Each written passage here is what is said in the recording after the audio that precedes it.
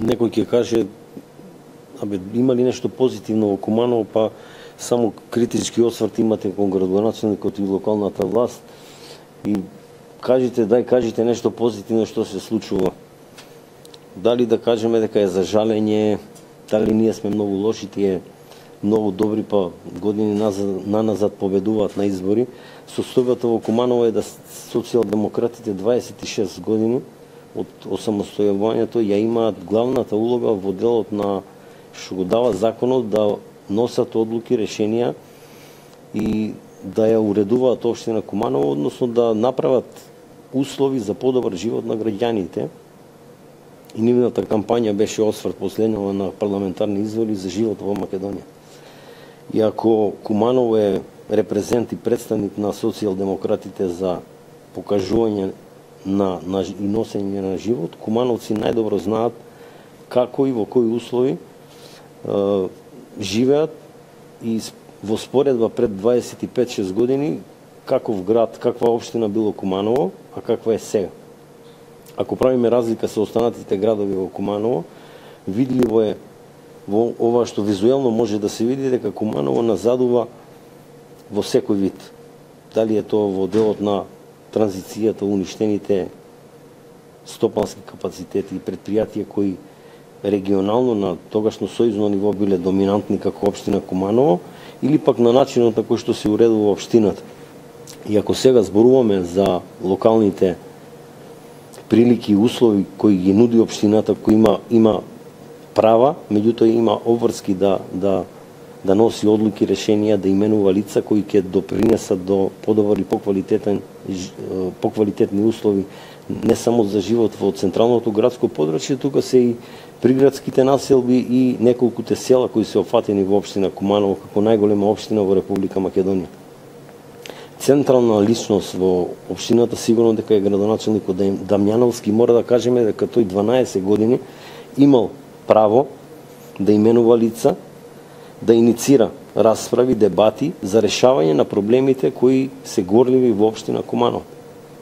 Јас ќе се осврнам првенствено за проблемот со водата во Куманово, затоа што како одговорно лице, директор на подружницата во Кумановско-Липковско поле при АД Водостопанство на Република Македонија, години наназад имавме превирања кој е виновен околу дотурот на водата и немањето на можност да кумановци пијат во летните период, добијат на чешмите квалитетна вода и во доволен волумен кој е потребен за граѓаните. И тука беа проблемите, наводно централната власт преку водостопанство врши притисок, односно врз локалното предпријатие Водовод Куманово, кој пак е во долгови до гуша и не знае колку должи на добавувачите на стоките и услугите што ги нудат кон самото предпријатие, за да сега, кога тие имаат и централната власт и локалната власт, се соочат со проблем да имаат доволен дотур на вода од акумулациите Липково и Глажња, а да истата таа вода не можат од фабрика за вода да ја дотурат до граѓаните на Куманово. Тоа кажува дека општина Куманово, советот, а и градоначелникот и лицата кои се одговорни за проектирање, димензионирање на таа водоводна мрежа во општина Куманово, прибирале пари од граѓаните на Куманово, бидејќи кумановчани плаќаат услуга за дистрибуција на вода, за канализирање и за прочистување. Сето тоа е во износ од еден од највисоките износи за услуга на дотур на вода и на канализирање на таа фекална канализација. Значи, кумановчани, иако плаќаат, иако во самата методологија за дотур и одведување на водите и прочистување е вметната ставка за истите тие услуги, не добиваат дотур на сирова вода и во летните периоди кога најповеќе е потребно, немаат вода во своите домови. Тоа се должи на необновување на водоводната мрежа, на немање на проекти и блокирање на целиот водоводен систем во општина Куманово.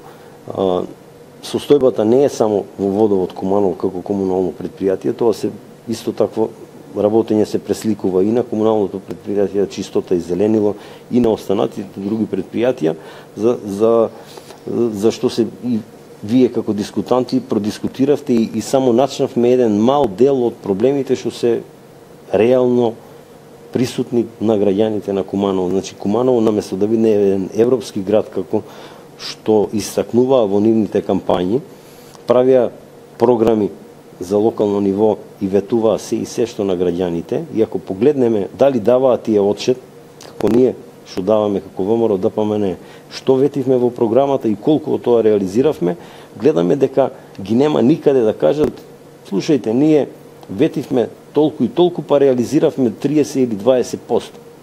Ништо од она што е ветено на локални избори од нивна страна не е реализирано. За решавање на проблемот со водоснабдување, Дамјановски у негова локална програма има ветено 5,5 милиона евра проект со кој ќе се реши водоснабдување. Ништо од тоа не е реализирано.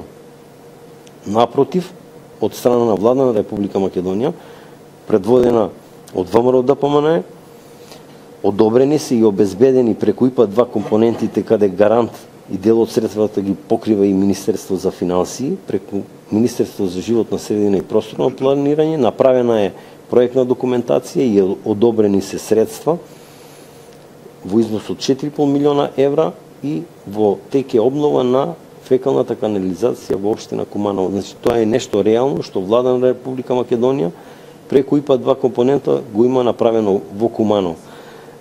Куманово како општина е општина која се наоѓа на два коридора, коридор 8 и коридор 10. Кумановската котина ги обединува жителите на повеќе региони и е централна општина. За жал, една централна и доминантна општина, како од индустријата, така и од кадрите кои ја управувале општината, е доведено до најниско ниво на капацитет и на функционалност во општините во Република Македонија, да не зборуваме за соседните држави и за соседните развиени општини.